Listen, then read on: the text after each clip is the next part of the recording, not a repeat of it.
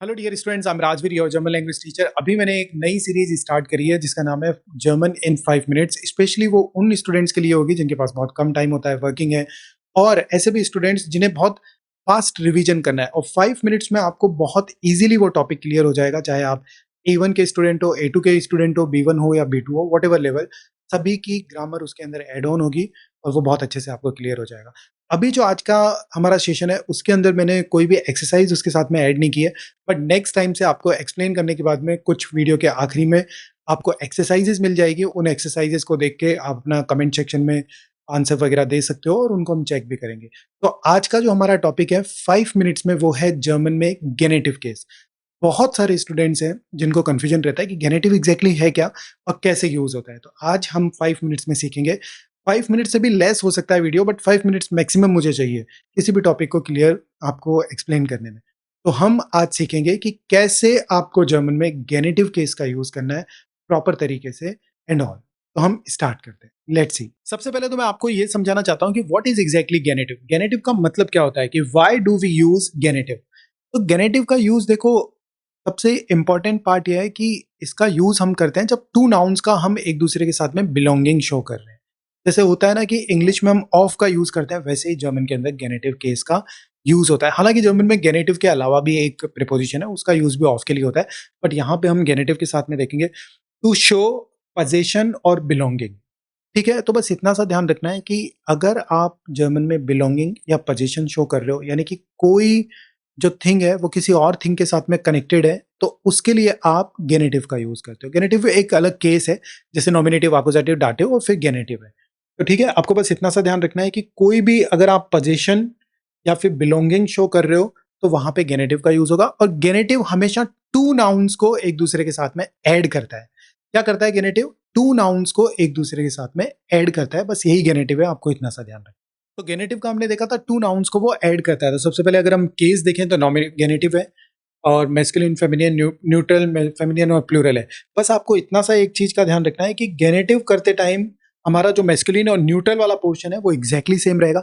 जैसे आप German starting से कर रहे हो तो आपने देखा है कि देर, दी, दास, देम, डाटिव में ये सारी चीजें ऐसे चेंज होती है। तो वैसे ही गेनेटिव के अंदर हमारे जो डेफिनेट आर्टिकल, इंडेफिनेट आर्टिकल्स है वो सारे चेंज हो जाएंगे। तो अगर मैस्कुलिन और न्यूट्रल को देखो तो एग्जैक्टली सेम है, और फेमिनियन और प्लूरल को अगर आप देखोगे तो वो भी एग्जैक्टली सेम है। तो यहाँ पे देस हो जाएगा, और इंडेफिनेट आर्टिकल जो है उसके अंदर आपका आइनस हो जाएगा, और नेगेटिव के अंदर काइनस हो जाएगा। साथ में यहाँ पे भी सेम कॉन्सेप्ट हो जाएंगे। आप एक चीज और देखोगे तो एस और ई एस है, यानी जो भी नाउन गेनेटिव के साथ में यूज होगी ना उसमें एस या ई एस हमें ऐड करना होगा।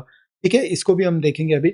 और जो फेमिनियन और प्लूरल है उसके अंदर कोई भी नाउन के अंदर एस या ई एस को ऐड नहीं करेंगे, बट जो मेस्कुलिन और न्यूट्रल है उनके अंदर एस या ई एस को ऐड करेंगे। अब कई स्टूडेंट्स को यह भी कंफ्यूजन रहता है कि एस कब आएगा नाउन में, ई एस कब आएगा नाउन में, वो भी हमें पता नहीं चलता, तो उसको भी मैं अभी क्लियर कर दूंगा आपको।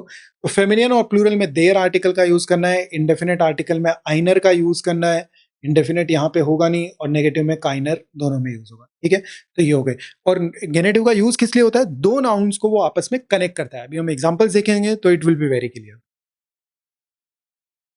अब हमने जो लास्ट देखा था कि किसी भी नाउन में कभी अगर मेस्कुलिन और न्यूट्रल नाउन होगी स्पेशली, तो उसमें कभी किसी में एस लगेगा या ई एस लगेगा। उसको क्लियर कर लेते हैं कि वो कब लगेगा।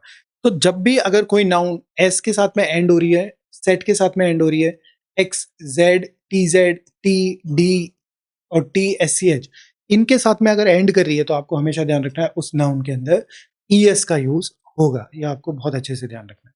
नेक्स्ट है कोर्स। अगर कोई नाउन बहुत शॉर्ट है ना, जिसमें जैसे 3 जो अल्फाबेट्स है या 4 अल्फाबेट्स है, तो उनके अंदर आपको हमेशा शॉर्ट नाउन के अंदर ज्यादातर ई एस का यूज करना है, और लॉन्ग नाउन्स जो है उनके अंदर एस का यूज करना है।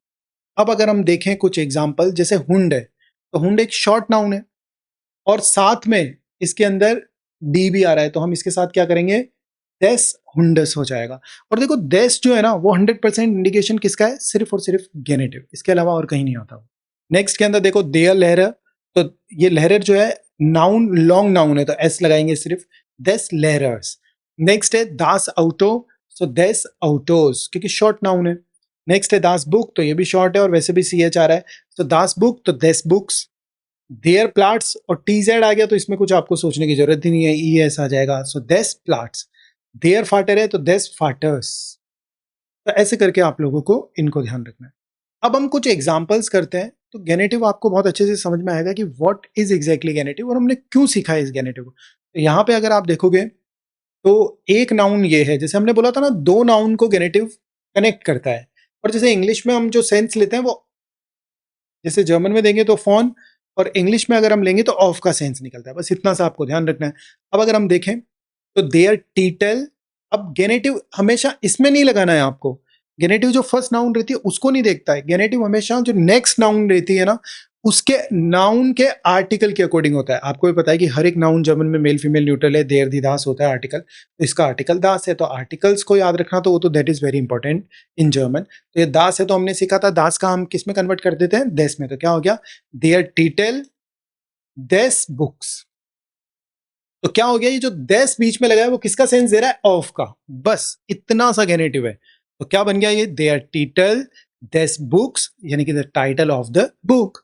नेक्स्ट है द फार्बर देस आउटोस।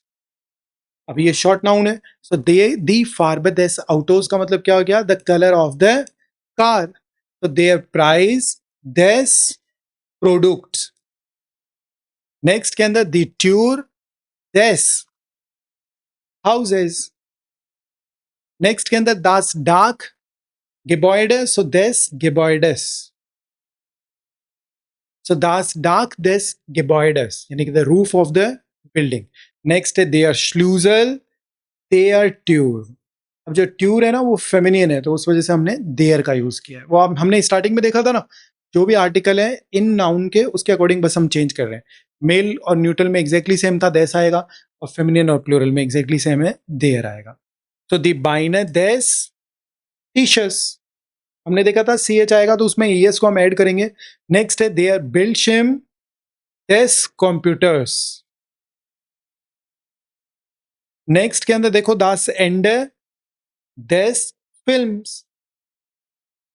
तो बहुत ही इजी तरीके से हम इनको कर सकते हैं। गेनेटिव का मतलब बस इतना सा है कि ये दो नाउन को कंपेयर कर, दो नाउन्स को कनेक्ट करता है और दोनों में ऑफ का सेंस एड ऑन करता है, बस दैट इज गेनेटिव ओनली। दी Seite des Hefts। नेक्स्ट के अंदर देखो गेनेटिव का यूज सिर्फ और सिर्फ नाउन्स को कनेक्ट करने में नहीं, उनके साथ में अगर पॉजिटिव प्रोनाउंस है तो उनमें भी यूज किया जाता है। बस आपको इतना और ध्यान रखना है, मैस्कुलिन फेमिनिन न्यूट्रल और प्लूरल।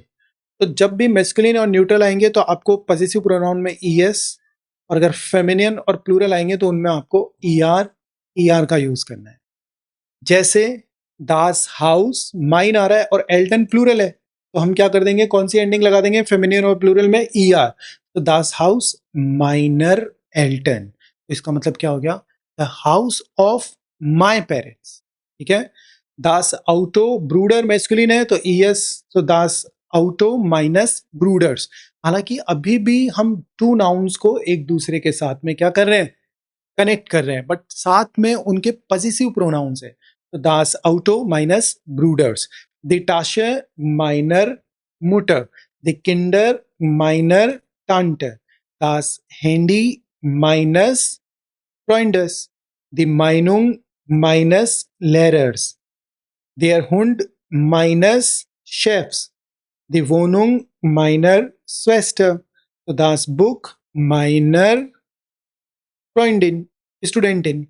तो यहाँ पे बस इतना सा ध्यान रखना है पजेसिव का, कि जब भी आप पजेसिव का यूज करोगे उनके अंदर हमेशा आपको मैस्कुलिन और न्यूट्रल के लिए देस और फेमिनिन और प्लूरल के लिए हमेशा इसका यूज करना पड़ेगा, देयर का। तो आई होप कि ये सारा कॉन्सेप्ट जो है आपको बहुत इजीली अंडरस्टैंड हो गया होगा कि किस तरीके से हमें गेनेटिव को यूज करना है। और गेनेटिव ओवरऑल मिला के आपको एक ही कॉन्सेप्ट है, दैट इज कि आपको सेंस देता है बिलोंगिंग का। टू नाउन्स रहती है, उनको आप एक दूसरे के साथ में कनेक्ट करते हो, और बस यही गेनेटिव है।